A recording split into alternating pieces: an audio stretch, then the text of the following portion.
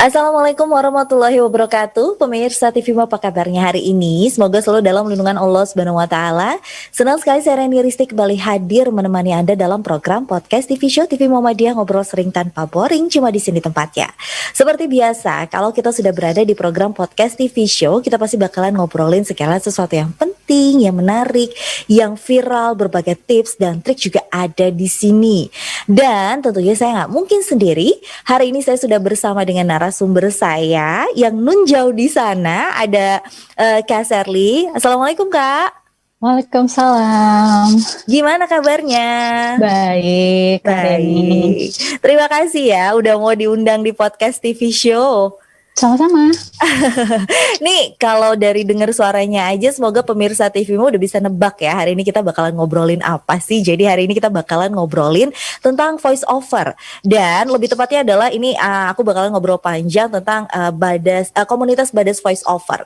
Tapi sebelum kita ngobrolin panjang lebar tentang komunitas Badas voice over ini, aku mau tanya-tanya tentang Kak Sherly-nya sendiri.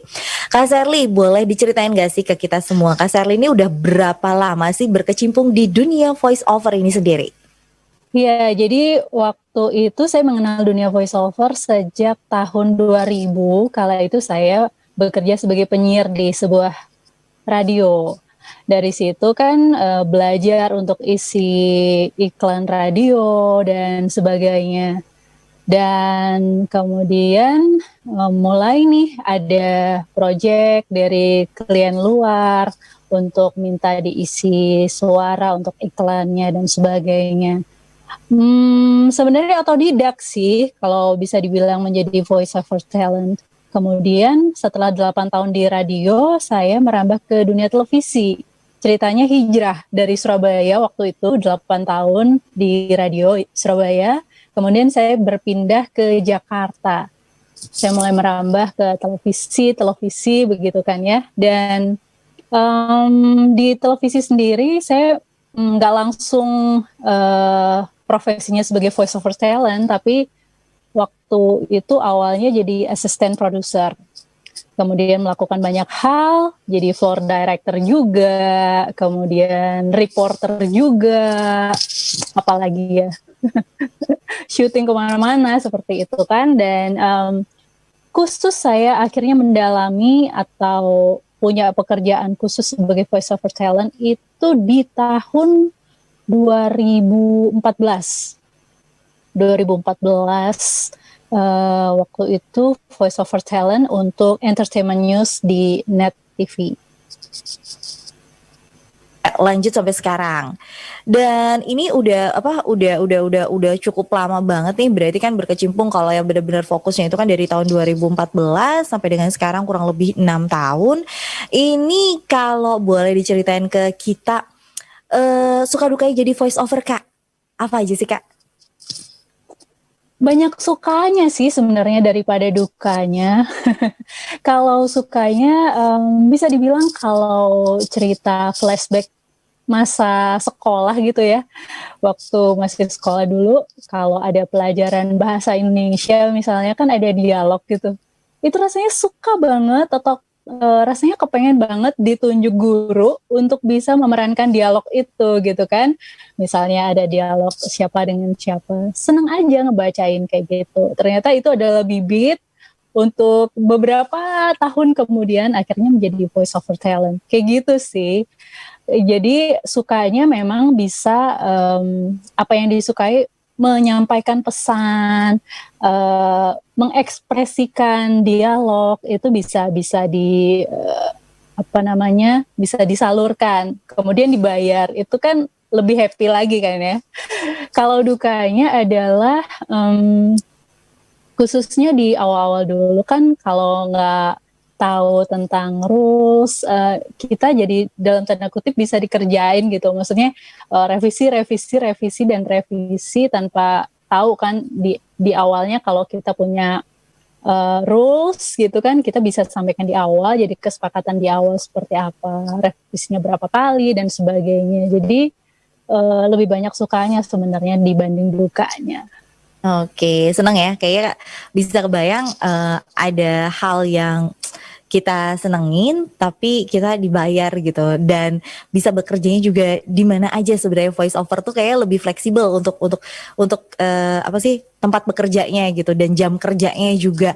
Nih Kak, Iya. ngomongin tapi yang aku pengen tanyain adalah tentang, kan kalau misalnya untuk menjadi seorang voice over itu kan sebenarnya nggak cuma sekedar modal suara gitu, pasti kan juga ada latihan Mhm. untuk bikin suaranya tuh jadi suara yang sesuai dengan permintaan klien kita.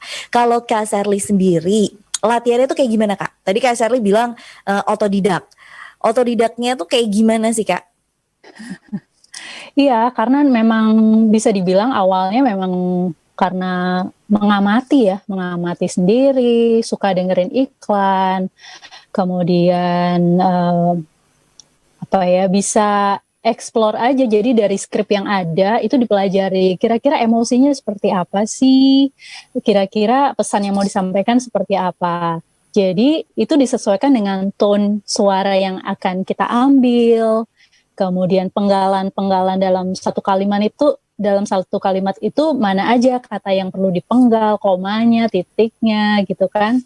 Jadi benar-benar dari skrip itu kita bedah dulu, kita pahami dulu sebagai voice over talent, sehingga pesan yang ingin disampaikan itu bisa masuk, bisa sampai kepada pendengarnya, seperti itu. Dan lebih lagi sih bisa discuss dengan kliennya ya, maunya yang seperti apa. Karena bisa jadi persepsi kita membawakannya seperti apa, tapi ternyata kliennya maunya seperti apa. Nah, itu perlu diskusi di awal sehingga bisa mencapai seperti tujuan yang diinginkan oleh klien.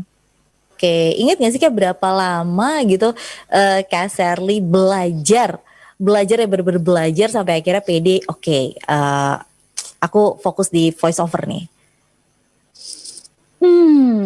Ya sebenarnya sih kalau menjalani dengan dalam tanda kutip seolah nggak sengaja gitu ya, karena awalnya tadi saya cerita dari dunia radio, kemudian mulai dipercaya untuk isi iklan dari klien luar, dibayar gitu ya.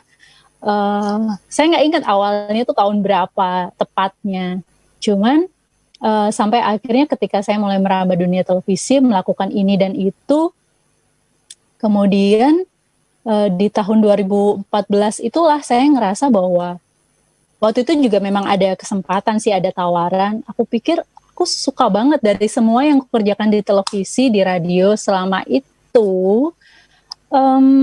Akhirnya saya memberanikan diri untuk, iya, aku mau fokus yang di voice over talent ini, yaitu di tahun 2014 itu. Memang karena memang ada tawarannya juga sih.